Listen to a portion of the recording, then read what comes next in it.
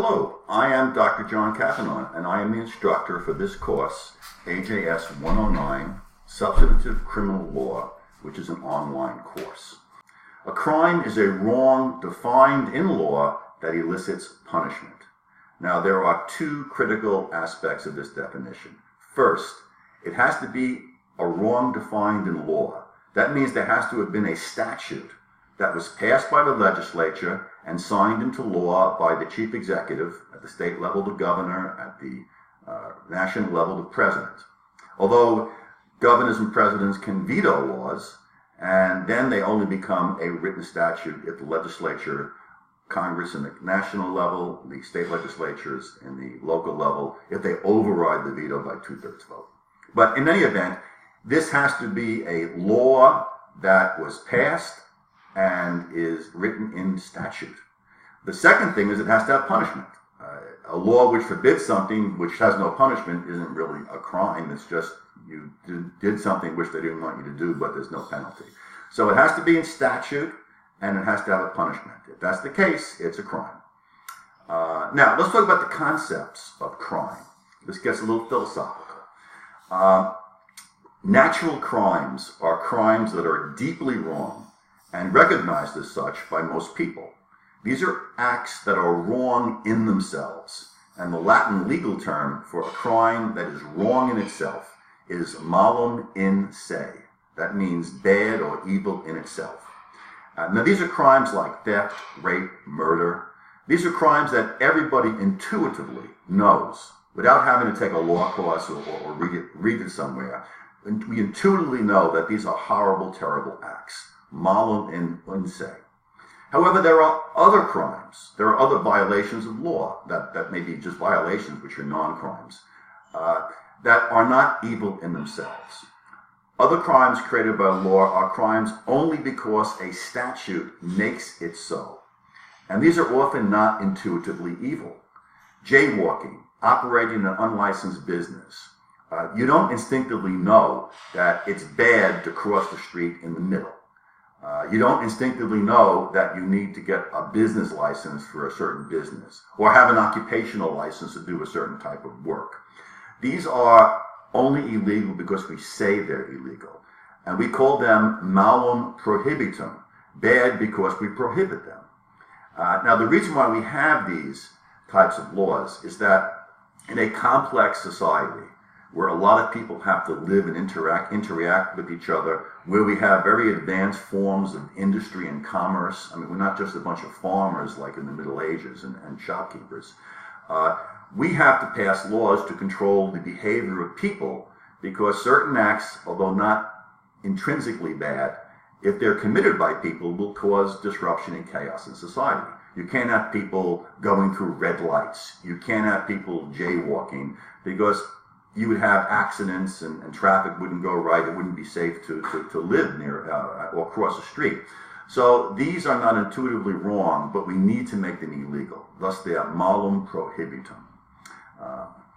And again, they generally have lesser penalties than the other laws which are evil in themselves. But basically, that's what is a crime, and those are the general categories of crimes philosophically. And that takes care of this slide.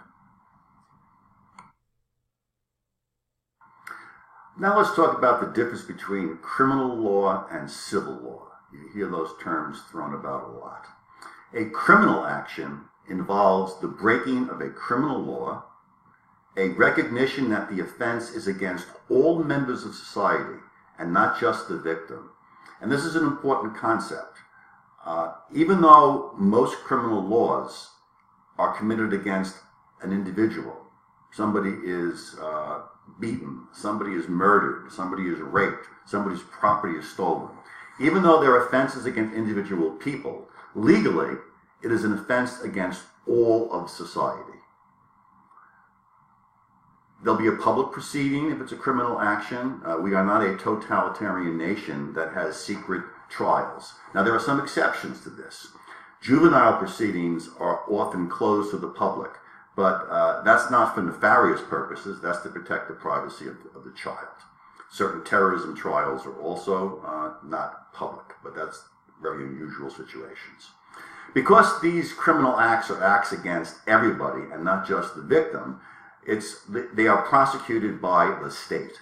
The state pays the prosecutor, who's a state employee, and the title of the action is the people of the state of Arizona versus John Doe, or whoever the defendant is. In addition, if it's a criminal case, the accused is going to be afforded special rights and protections. The right to a jury trial, the right not to be subjected to cruel and unusual punishment, all of the protections in the Bill of Rights against illegal searches, illegal seizures, all of these rights the defendant has, and they're enforced in court. In addition, if it's a criminal case, there is possible incarceration and fines paid to the government as a form of punishment.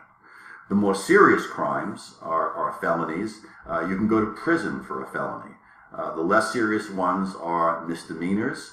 They usually involve just a fine or a very short jail term.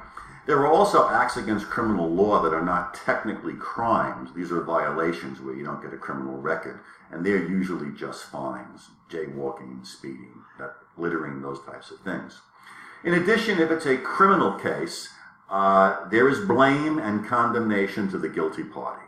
When you are convicted or plead guilty of a criminal act, you are labeled a criminal. And there are a number of negative effects: condemnation by society, a record, and if it's a really serious criminal act, you may be prohibited in the future from certain jobs or certain occupational licenses, voting, and other things like that. So that's a criminal action, serious stuff. There are also civil actions. A civil action involves a private harm by one person against another. And so that when two people disagree about who owns something, or whether somebody has to repair damage that was caused by one person to another, or who has custody of a child, there's all sorts of civil issues. When two people disagree, rather than have them duke it out on the streets, we created a civil court system where they can go, usually represented by lawyers, except in small claims court, and they can argue their side of the case before a neutral magistrate. And we call that neutral magistrate a judge. In addition, if it's a civil action, there is compensation to the victim for harm done. There is no criminal punishment. There's no jail or imprisonment.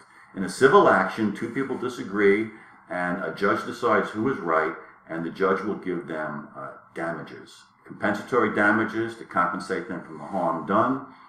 Sometimes there's punitive damages to deter that kind of behavior in the future. Courts can also issue orders making one party do something or refrain from doing something, like orders of protection. So those are civil actions, private disputes between people that we resolve in court with a judge and rules rather than in the street. But keep in mind that the same act can generate both a criminal prosecution and a civil lawsuit. If I'm drunk and I drive my car into you and I damage your car, I'm going to be prosecuted for drunk driving. And if my insurance won't pay you or I don't have insurance, you can go to court and you can civilly sue me to get the money to repair your car because I damaged your car against the law. So that's the difference between criminal and civil law. Okay, now let's talk about the elements of a crime, the things that you have to do or have to be present in order for a crime to occur. And the first and most obvious thing that has to occur is you have to do an act. And this act that you do, we call it conduct. And it has to be a voluntary act. It can't be a reflexive act. It can't be something that you do under hypnosis, or it can't be something that you performed in a semi-conscious state. So as an example, if a person were walking down the street and they suddenly went into an epileptic seizure and their arms and legs were thrashing around quite violently, and somebody came over to help them and knelt down beside them, trying to put a coat under their head so they didn't bang their head against the ground. And as the person were doing that, the individual having the convulsion, their arm flung upwards and struck the person in the nose and broke the person helping's nose, that would not be a voluntary act. That would not be an assault charge for injuring somebody because it was reflexive. Likewise, if you're hypnotized, although that's kind of questionable if people can be hypnotized, that wouldn't be a criminal act if you did something illegal, or if you were semi-conscious. Although if you brought the semi-consciousness onto yourself by drinking too much or taking drugs, there could be some liability, and we'll discuss that later. What else aren't conduct? Well, words generally are not conduct. Now, there are exceptions to this. If I threaten to kill you and I cause you alarm, that could be an illegal act. If I said that if you didn't do something or give me money, I would expose a secret or harm somebody, that would be an illegal act. But words themselves generally are not crimes. So if two people are sitting in a bar and they're talking about robbing a bank and a cop overhears them, just talking that way is not an illegal act. Talk is cheap. We need more than just that. What else? Omissions generally are not criminal acts. If you're walking down the street and you see somebody in a lake drowning, and you can swim and easily rescue them, or there's a life preserver right by the shore you could toss to them, and you don't toss it to them, that's an omission. You fail to act. Generally, you are not guilty of any criminal act for not helping that person and actually watching them die. Because in our society, we are extremely hesitant to require people to do things with a criminal penalty if they don't. Now, there are exceptions. We have a law that says you have to file your income tax. That's an omission where you can have criminal liability. But with respect to helping people and things like that, generally, it's not a crime unless you have a special relationship. So when you're legally required to act by virtue of law, that omission can be a crime, as I said, paying taxes. If you have a special relationship to the person who needs help, a parent has to take care of their child, give them medicine and food. A doctor has a responsibility to care for a patient, can't withhold life-saving treatment.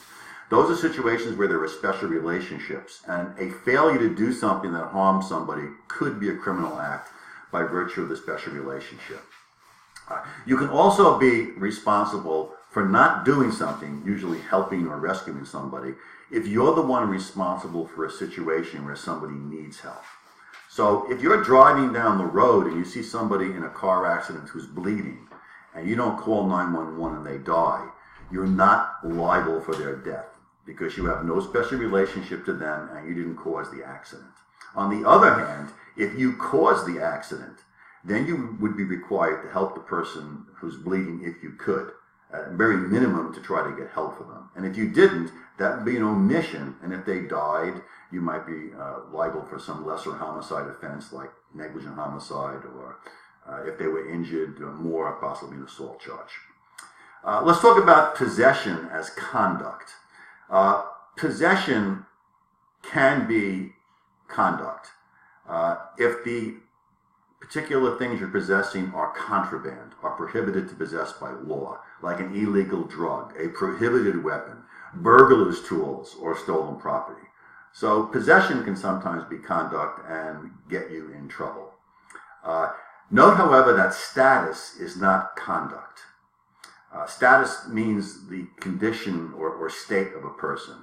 For example, many years ago in the South, a state made it illegal to be addicted to drugs.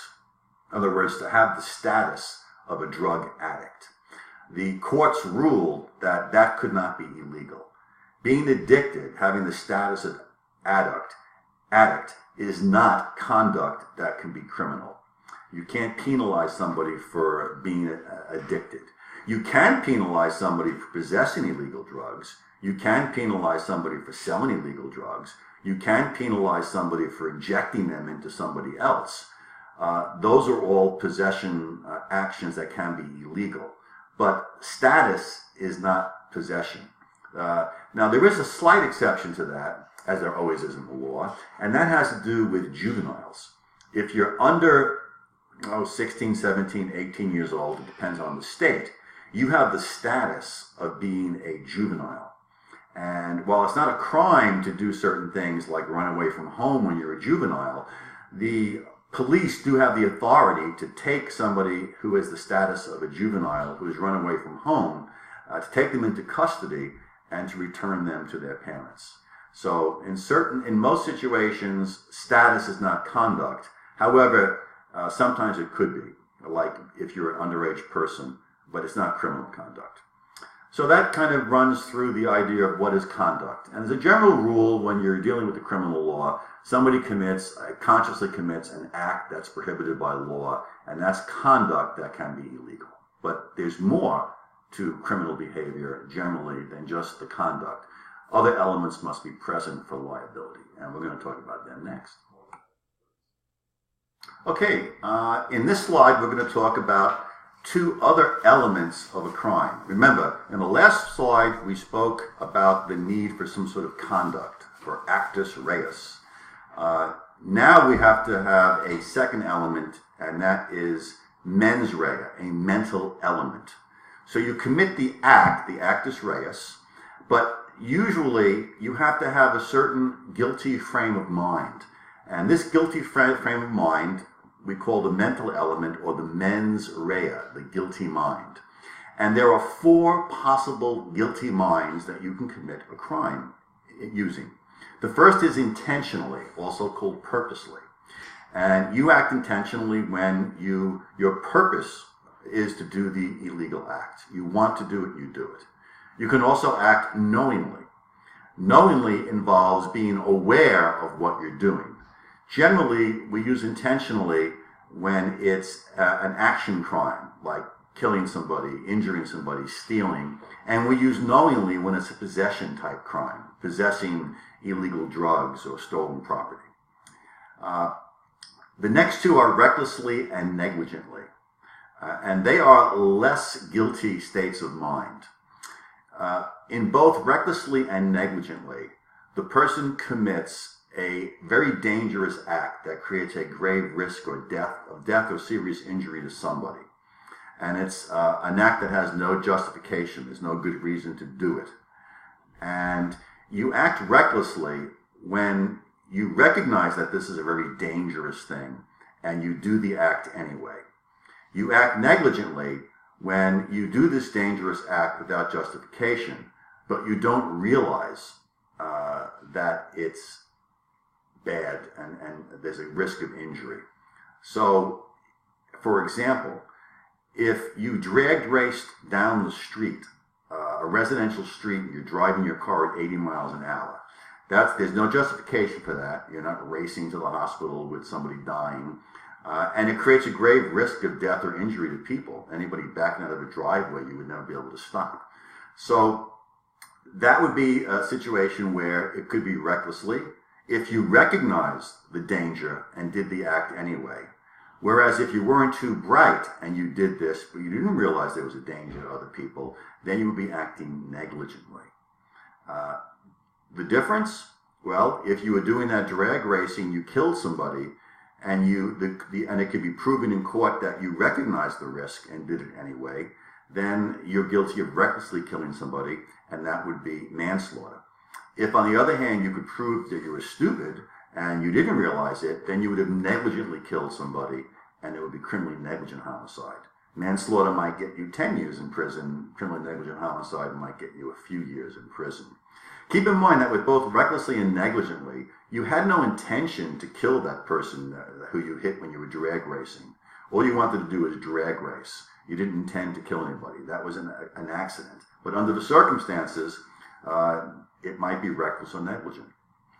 Note, when no mental element is required, just the act is required, we call that a strict liability offense.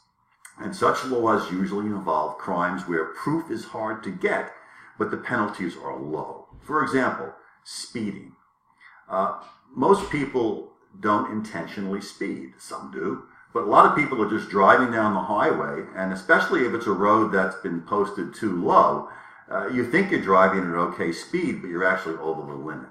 So most people accidentally speed. And it would be impossible to enforce speeding laws if we required police to prove that you intentionally sped. So we make speeding a crime of strict liability. If the cop can prove that you're over the limit, you're guilty. And they can usually do that pretty easily with radar and what have you. Building codes and health codes are also strict liability offenses. If I owned a restaurant and my refrigerators malfunctioned unbeknownst to me, and the temperature in the refrigerator got too high, went over 40 degrees, that's a violation of the health code, because bacteria and germs will grow in the food, and people, if they eat that food, will get sick. Now, I didn't intentionally let my refrigerator go above 40 to save money. It was an accident. I didn't even know it happened. But because a lot of people would get sick, and because it's only a fine, we make that a strict liability offense. And if the inspector comes in and sees the temperature is too high, the restaurant gets slapped with a violation and has to pay a fine, a strict liability offense. Because we want the restaurant to understand that even if it happens accidentally, they're going to be held liable. So they check those temperatures a lot, because we don't want people getting sick in restaurants. So those are strict liability offenses. Now, a third element that's required is concurrence. Concurrence between the mental state and the conduct. So if the conduct is killing somebody and the mental state is intentionally, the prosecution has to prove that they intentionally killed the person, which is usually pretty obvious. You know, if I pick up a gun, put it to somebody's head and pull the trigger saying, "I want you dead," it's pretty obvious that I intentionally killed somebody.